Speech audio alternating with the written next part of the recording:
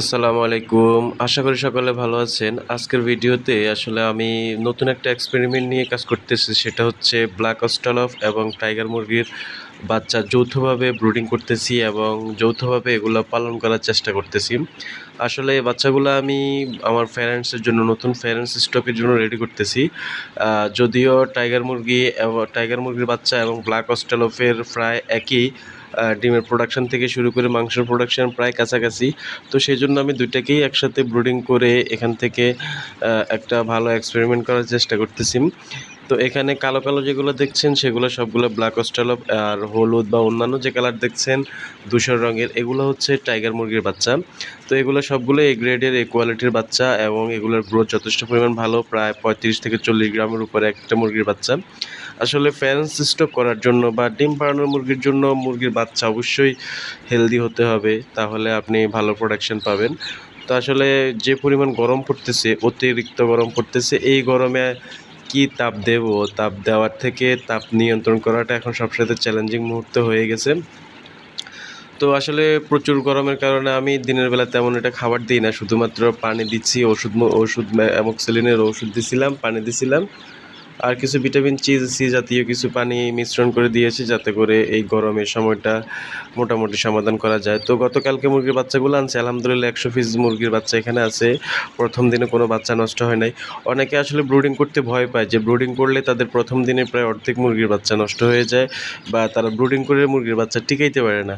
তো আলহামদুলিল্লাহ আমি এত বছর ব্রুডিং করতেছি মুরগির বাচ্চা, হাঁসের বাচ্চা, আমার তেমন কোনো বড় কোনো অ্যাক্সিডেন্ট কখনো তো হয়ই নাই। বরং 100টা মুরগির বাচ্চা বা 100টা হাঁসের বাচ্চা ব্রুডিং করলে 2-1টা হয়তোবা আপনার জন্মগত ত্রুটির কারণে মারা যাইতে পারে। কিন্তু এছাড়া আলহামদুলিল্লাহ আমার ব্রুডিংয়ে তেমন কোনো মুরগির বাচ্চা নষ্ট হয় নাই, বা হাঁসের বাচ্চা নষ্ট হইতো না। এটা আসলে তেমন কঠিন কোনো চ্যালেঞ্জিং বিষয় না। তবে আপনি কিভাবে ব্রুডিং করবেন, আপনার মধ্যে কিছু ক্যাপাবিলিটি লাগবে, কিছু আইডিয়া লাগবে ভালো, যেগুলো দিয়ে আপনি ব্রুডিংকালীন মুহূর্তটা আপনি পরিচালনা করতে পারবেন। আসলে তাপ দিবেন না তাপ কন্ট্রোল করবেন, সেটার উপর নির্ভর করবে আপনার মুরগির সুস্থতা। যেমন এখন প্রচুর গরম পড়তেছে, এই গরমে তাপ দেওয়াটা আসলে খুবই বড় বোকামি হবে।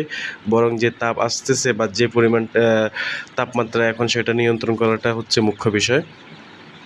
তো আলহামদুলিল্লাহ আজকে মুরগির বাচ্চাগুলোর দ্বিতীয় দিন চলতেছে। মোটামুটি প্রথম দিনে কোনো মর্টালিটি নাই। আপনাদেরকে প্রতিদিনই এগুলোর বাচ্চার ভিডিও দিব, তাহলে আপনারা বুঝবেন যে মর্টালিটি হারটা কীভাবে কমানো যায়, আর কী কী ঔষধ প্রথম দিন থেকে আপনি অন্তত 15 দিন পর্যন্ত ব্যবহার করবেন, সেটা আমি আপনাদেরকে এ বিষয়ে জানাবো। তো আমি নতুন প্রজেক্ট যেটা নিয়ে কথা বলতেছি সেটা হচ্ছে সবগুলো মুরগির জাত থেকে আমার 50টা 60টা করে ফ্যারেন্স থাকবে, সবগুলা A to Z। আপনার সোনালি থেকে সোনালি ক্লাসিক, সোনালি হাইব্রিড, ব্ল্যাক অস্ট্রালপ, টাইগার, মিশরীয় ফাউমি, ক্রস, দেশি ইত্যাদি, এগুলো সবগুলো নিয়ে আমার 50টা 60টা করে প্রত্যেকটা স্টকে রাখবো।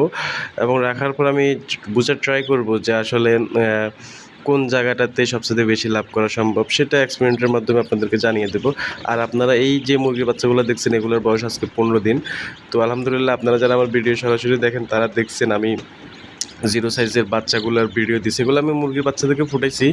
দেশি মুরগি প্লাস মিশরীয় ফার্মি দুটার ক্রস করে আমি বাচ্চাগুলো উৎপাদন করেছি, এবং এগুলা মোটামুটি 60% দেশি মুরগি আর 40% মিশরীয় ফার্মির মতো এসেছে। এখন দেখা যাক যে এদের ডিমের প্রোডাকশনটা কেমন হয়, বা ডিম উৎপাদনের পরে কি এগুলা কুচে বসে যায় কি না, বা মোট কোন কোয়ালিটির মুরগির বৈশিষ্ট্যটা এই মুরগিগুলা পায়, সেগুলা একটু এক্সপেরিমেন্ট করার জন্য আমি এগুলা ব্রুডিং করে বাচ্চাগুলো রেখে দিছি।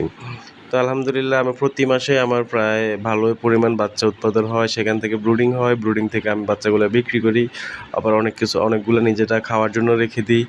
কোনো সমস্যা হয় না। যারা নতুন করে খামার করতে চাচ্ছেন তারা অবশ্যই অভিজ্ঞতা অর্জন করতে হবে। অভিজ্ঞতার বাইরে আপনি গতানুগতিকভাবে ব্যবসায় লাভ করা আসলে খুবই কঠিন হয়ে যাবে, কারণ বাংলাদেশটা হচ্ছে একটা দালাল শ্রেণীর প্রকৃতির মানুষের কাছে, সিন্ডিকেটের কাছে এই পোল্ট্রি সেক্টরটা জিম্মি। সুতরাং সবাই নতুন এক্সপেরিমেন্ট করে অল্প অল্প করে খামারটা শুরু করেন। আসলে এখান থেকে লাভ হওয়ার অনেকগুলা উপায় আছে, কারণ হচ্ছে কৃষি সেক্টর এমন একটা সেক্টর, যে সেক্টর কখনো আপনার সাথে বেইমানি করবেন না।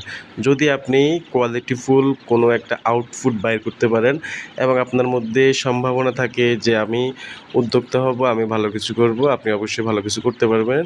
ধন্যবাদ সবাইকে। আসসালামু আলাইকুম।